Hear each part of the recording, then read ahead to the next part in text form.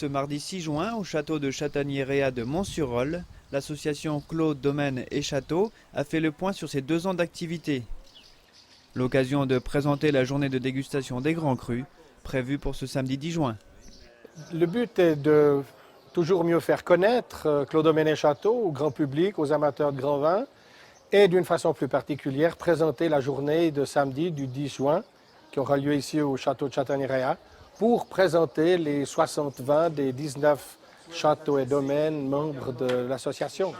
Clos Domaine et Château propose chaque année un thème en relation avec son approche du vin. Cette journée donc essentielle, ce sera la dégustation des 60 vins, mais avec des animations annexes comme des travaux de tonnellerie, des animations pour les enfants, car c'est une journée qui est ouverte aux familles bien sûr, et alors le clou de la journée qui sera justement la présentation par un éminent personnage, M. Didier Michel, chromaticien, qui, au travers de sa passion et de sa formation artistique dans les arts, a développé tout un concept liant la diversité des couleurs avec les arômes, les saveurs du vin. Un chromaticien, c'est un technicien de la couleur qui est plus spécialisé sur les transferts senteur-couleur, c'est-à-dire les rapports qu'il y a entre les odeurs et les couleurs.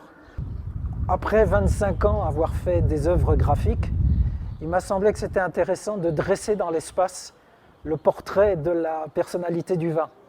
Donc cette idée de 3e dimension, elle est arrivée grâce à la découverte du chêne-liège. Et je me suis passionné carrément pour ce matériau qui a une élasticité extraordinaire, qui est imputrescible, et qui peut d'ailleurs supporter des taux d'humidité dans les caves. Donc c'est l'idéal pour avoir une œuvre d'art, je dirais, qui soit au milieu des barriques. J'ai essayé de laisser parler le vin pendant 4-5 jours, et c'est vrai qu'au bout de 4-5 heures, le vin se met en place. Samedi, on va donc créer un atelier sensoriel. Et l'idée de cet atelier, c'est de faire sentir aux gens différentes odeurs qu'il y a dans le chasselas et de leur faire goûter le vin pour qu'ils comprennent les nuances importantes qu'il y a entre différents terroirs.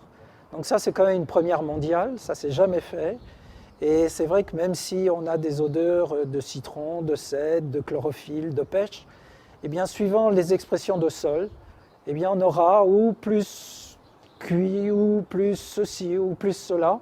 Et les gens vont pouvoir s'initier, en fait, si vous voulez, à chercher et découvrir aussi quel est le vin pour eux. C'est-à-dire peut-être des gens préféreront la région du Valais, ou peut-être d'autres la région, je dirais, de Rolle, ou d'autres la région peut-être de Genève, puisque nous sommes tous différents et que nous avons tous un profil sensoriel différent.